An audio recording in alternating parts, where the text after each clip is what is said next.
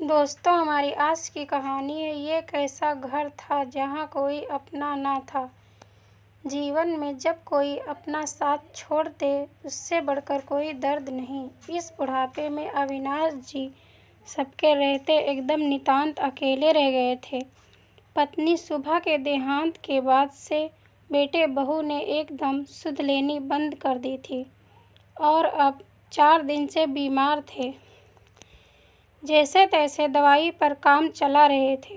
बेटा टूर पर गया था और रविवार होने की वजह से बहू और नन्हा पोता देर तक सो रहे थे। सुबह से कई बार चाय को आवाज़ लगा चुके थे, पर कोई नहीं आया, तो किसी तरह कमज़ोर शरीर को घसीटते हुए रसोई घर तक गए और चीनी चाय पत्ती एक साथ ही डाल दिया। दूध शायद बहू लाना या मंगवाना शायद भूल गई थी, इसलिए काली चाय ही लेकर बिस्तर पर बैठ गए। चाय की पहली कड़वी घूंट के साथ ही मन भी कड़वाहट से भर गया। पत्नी सुबह की याद बड़ी जोर से आई। कितनी अच्छी चाय बनाती थी वो। 4 साल पहले ही कैंसर से उनका देहांत हो गया था। तब से एकदम अकेले होकर रह गए थे। बेटी कनाडा में रहती थी। 4 साल में सिर्फ 2 बार आ पाई थी। बीच बीच में फ़ोन पर हाल चाल पूछ लेती थी और एकलौता बेटा जैसे साथ रहकर भी साथ नहीं था। रोज़ 2-1 बार हाल चाल पूछ जाता, दवाई वगैरह लाकर रख जाता। इतने से ही अपने कर्तव्य की इतिश्री समझ लेता था। अब जीवन संध्या में अविनाश जी को जीवन साथी की ज़रूरत बड़ी शिद्दत से महसूस हो रही थी। आज तो हद ही हो गई। बुखार होने के बावजूद दिन के लगभग 10 बजने को आए और ऊपर से कोई चाय भी पूछने नहीं आया। अपनी बेबसी पर लगभग रो पड़े अविनाश जी कि तभी मोबाइल बज उठा। देखा तो रागिनी जी का फ़ोन था। पिछले 2 सालों से सुबह की सैर करते वक्त रागिनी जी से मुलाकात हुई थी।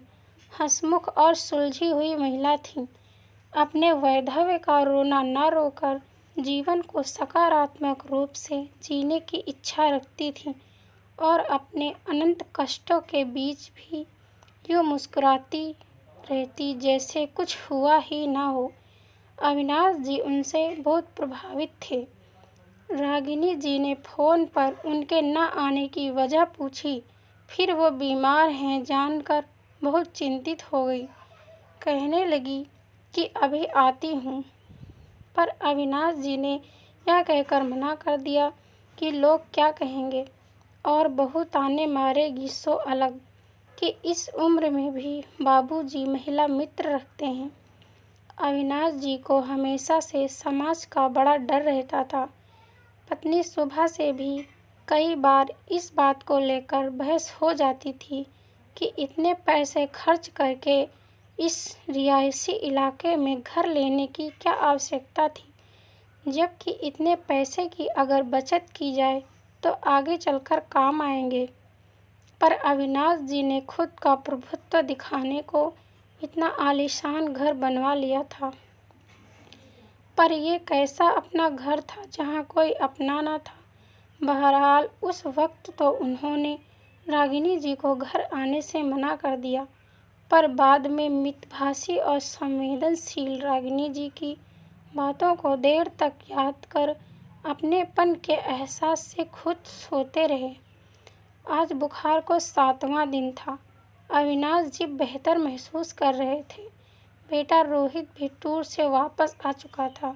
सुबह सुबह हाल चाल पूछने को जब रागिनी जी का फ़ोन आया, तब पता नहीं उन्हें कहाँ से जोश आ गया कि उन्होंने कह दिया कि वो आज सुबह की सैर को आ रहे हैं, सो रागिनी इंतज़ार करें। पता नहीं उनकी आवाज़ में कैसा अधिकार भाव था कि रागिनी जी एक पल को तो शर्मा गई, फिर अपनेपन के एहसास से भीग गई। खुद अविनाश जी को जैसे अपनी आवाज़ पर यकीन नहीं हो रहा था कि उन्होंने आज रागिनी जी से इस लहजे में बात की जिस लहजे में अपनी प्यारी पत्नी सुभा से किया करते थे। कदाचित इस बीमारी में अकेलेपन का एहसास उन्हें बुरी तरह कचोट गया था। शायद इसीलिए रागिनी जी को साधिकार बोल बैठे थे। रागिनी जी से बात करने के बाद वो जैसे एक निश्चय करके उठे, तैयार होकर अपने बगीचे में गए और अंजूरी भर रजनीगंधा के फूल तोड़ लाए। रजनीगंधा के फूल बहुत पसंद थे रागिनी जी को। सुभा को भी बहुत पसंद थे, इसलिए उसके जाने के बाद अविनाश जी उस तरफ की खिड़की ही नहीं खोलते थे जिस तरफ रजनीगंधा का पेड़ था। पर आज बात कुछ और थी। सुबह की सैर को निकलते हुए अविनाश जी रजनीगंधा का फूल नहीं भूले। ये फूल रागिनी को बहुत पसंद जो थे। इन 2 सालों में रागिनी से रोज़ मिलकर बात करके वो एक जुड़ाव सा महसूस करने लगे थे। पत्नी के जाने के 4 साल होने को आए थे, पर ऐसा लगाव उन्होंने किसी के लिए महसूस नहीं किया था जितना वो रागिनी जी से अपनापन महसूस करने लगे थे। उधर रागिनी के पति को गए हुए लगभग 7 साल हो गए थे। तब से अकेले वैधव्य काट रही थी। बेटा कोई था नहीं, ले देकर अपनी इकलौती बेटी के घर रह रही थी और अब अविनाश जी के साथ वह भी एक खिंचाव सा, एक लगाव सा महसूस करने लगी थी। आज वो भी अपने दिल की बात अविनाश जी से कहने वाली थी और आज अविनाश जी भी ठान चुके थे कि आज वो किसी भी तरह रागिनी से अपने मन की बात कह देंगे। अब कोई रोके तो भी नहीं रुकेंगे। बेटे बहू के रहते भी जो अकेलापन वो झेल रहे थे उससे कोई और वाकिफ हो ना हो, रागिनी भी जरूर अवगत थी। उनकी बेटी दामाद भी व्यस्त रहते थे और उनको ज़्यादा वक्त नहीं दे पाते थे अक्सर, और बेटी दामाद भी उससे खार खाए रहते। बस उसकी नज़र उनकी संपत्ति पर थी। आज रागिनी बहुत बेसब्री से अविनाश जी का इंतज़ार कर रही थी। उधर अविनाश जी भी जब पार्क पहुँचे तो देखा रागिनी जी पहले से आई हुई थी। आज वो रागिनी को अपनी जीवन संगिनी के रूप में देख रहे थे। दिल यूँ जोर जोर से धड़क रहा था जैसे पहली बार किसी लड़की को प्रपोज कर रहे हो। सोचा पहले कुछ भूमिका बांध ले फिर बात छोड़ेंगे, पर रागिनी पहले ही बोल पड़ी। मैंने आपको बहुत मिस किया। मुझे आपसे एक जुड़ाव महसूस हो रहा है। क्यों ना हम एक दूसरे के साथ रहें। इतना सुनना था कि अविनाश जी ने भावुक होकर रागिनी का हाथ पकड़ लिया। बाद में उनकी शादी में दोनों ही तरफ से तमाम अड़चनें आईं। रागिनी जी की बेटी ने भी अच्छा खासा हंगामा खड़ा किया था। मूलतः वो तो इसलिए परेशान थी कि अब उसके बच्चों की मुफ्त में देखभाल कौन करेगा, और माँ के गहनों पर भी उसकी नज़र थी।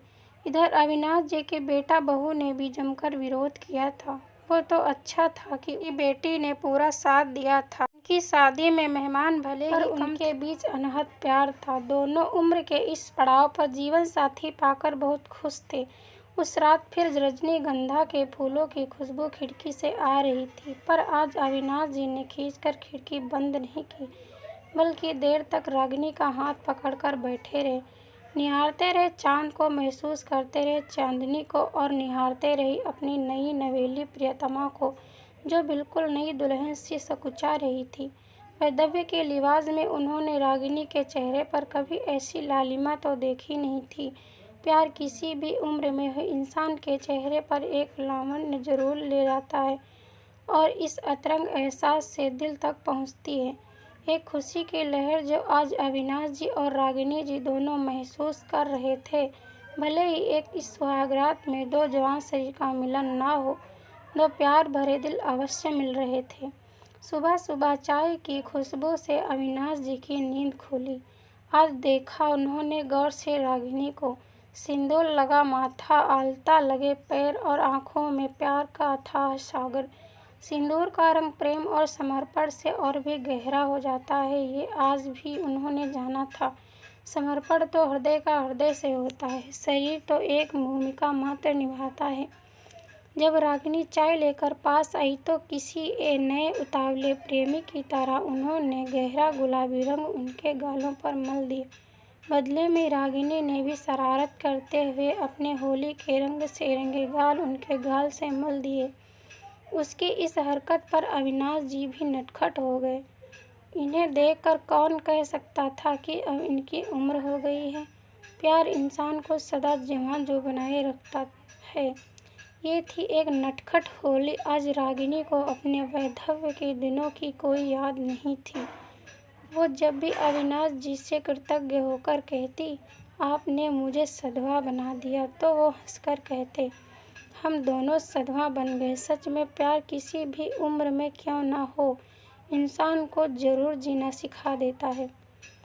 तो दोस्तों, यह थी हमारी आज की कहानी। अगर यह कहानी आपको पसंद आई है तो कृपया इसे लाइक करें और कहानी पर अपनी राय देने के लिए इसमें कमेंट करें। दोस्तों, ऐसी ही और कहानियाँ सुनने के लिए हमारे चैनल को सब्सक्राइब करें। धन्यवाद दोस्तों। Thanks for watching this video.